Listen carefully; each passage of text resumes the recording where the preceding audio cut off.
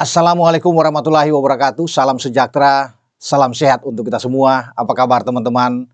Semoga dalam keadaan baik-baik saja bersama seluruh keluarga teman-teman dimanapun teman-teman berada.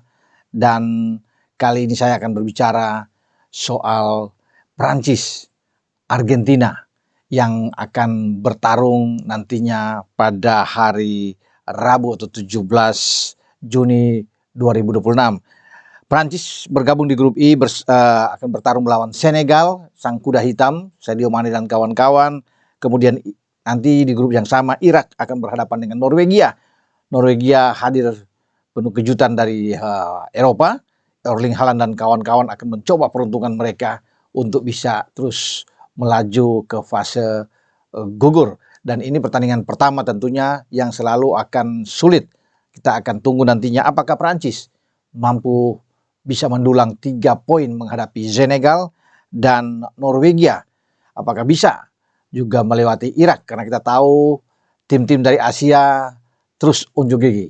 Ya, kemarin Jepang memaksa Belanda bermain imbang 2-2. Jadi tetap mempertahankan bagaimana kualitas Asia yang berkibar di Piala Dunia 2026 dan sudah diawali dengan Korea Selatan mengalahkan Republik Ceko.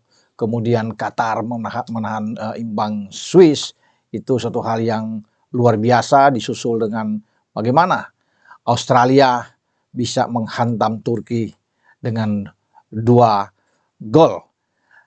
Jerman ya kemarin itu membantai habis Curaçao 7-1. Sempat ada perlawanan dari Curaçao ketika Felix Nemecha bisa membuat gol pertama langsung dibalas 1-1. Saya berpikir bahwa ini pertandingan yang seru. Ya semoga Curaçao bisa terus memberikan tekanan terhadap Diman Saf. Tapi ternyata setelah Nico Schlotterbeck bisa menyundul bola dari sebuah set piece, membalikan keadaan untuk menghidupkan asa Jerman. Jerman terus bisa melaju dengan penalti dari Kai Havertz untuk 3-1. Dan Kai Havertz bahkan membuat brace sebelum ada gol-gol dari Jamal Musiala yang mencetak gol, ada dari pemain Nathaniel Brown juga ikut mencetak gol, dan akhirnya Dennis Undav yang menyempurnakan kemenangan Jerman 7-1. Sejauh ini kemenangan 7-1 itu adalah kemenangan terbesar. Amerika Serikat membuat lompatan luar biasa ketika mengalahkan Paraguay dengan 4-1. Tapi ketika Jerman dengan 7-1, maka itu adalah skor paling gede yang terjadi di pesta bola dunia pada tahun ini. Saya pikir masih ada lagi pertandingan-pertandingan yang akan membuahkan hasil dengan gol-gol yang cukup banyak. Namun kalau saya bilang tadi dengan bagaimana Prancis melawan Senegal, tidak akan mungkin gol bisa melewati 5. Ya, ini pertandingan yang sangat ketat. Demikian juga dengan Norwegia dan Irak. Ini juga walaupun Norwegia lebih diunggulkan, tapi Irak pasti akan memberikan perlawanan untuk mencegah jangan sampai terjadinya pesta gol di gawang Frank Putros dan kawan-kawan. Nah, kita tahu bahwa Irak ini memiliki seorang pemain dari Persib Bandung, Frank Putros. Apakah juga dia akan dimainkan nantinya oleh Graham Arnold? Nah, kita akan menantikan momen penting bagi Frank Putros untuk berlaga di pesta bola dunia. Brasil ya yang juga difavoritkan tertahan dari Maroko. Jadi itu kejutan-kejutan yang kita bisa lihat. Tapi kalau bicara dengan Maroko yang bisa menahan imbang, wajar. Maroko 4 tahun lalu di Qatar, mereka membuat juga ledakan besar dengan masuk ke semifinal. Dan sebagai tim Afrika pertama yang lolos ke babak semifinal, mereka tentunya ingin melakukan hal yang sama. Afrika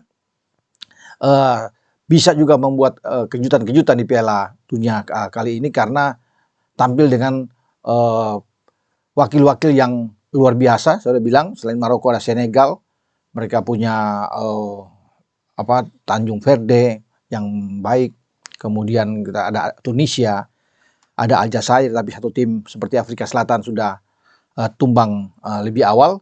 Nah, kita akan menunggu siapa lagi. Apakah Maroko akan terus bisa membuktikan kualitas mereka sebagai tim yang patut untuk diperhatikan, diwaspadai sepanjang pesta bola dunia ini, atau ada lagi misalnya Aljazair dan Tunisia, bahkan Mesir juga bisa mengikuti langkah Pantai Gading, Senegal, tinggal kita akan tunggu nantinya kiprah mereka di Piala Dunia tahun ini. Dan sambil menanti kejutan-kejutan, tetap saya pikir Piala Dunia kali ini akan didominasi oleh tim-tim unggulan.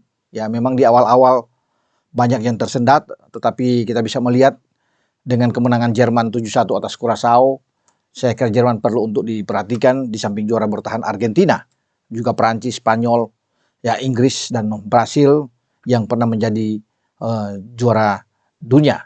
Oke, sampai di sini saya berbicara bagaimana tim-tim unggulan yang akan bertanding, terutama Perancis dan Argentina. Kenapa? Karena Perancis dan Argentina ini kan 4 tahun lalu bertemu di final. Argentina bisa menang. Jadi dua-duanya akan tampil nantinya. Semoga keduanya bisa mendapatkan hasil yang baik, tapi tetap harus mewaspadai tim-tim yang akan menghadapi seperti Argentina melawan Aljazair. Ini tidak akan mudah bagi Lionel Messi dan kawan-kawan untuk bisa mengalahkan dengan telak Aljazair.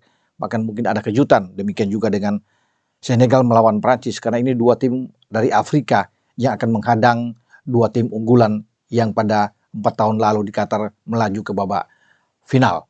Oke, sampai di sini dengan saya Bung Ropan. Wassalam. Ciao.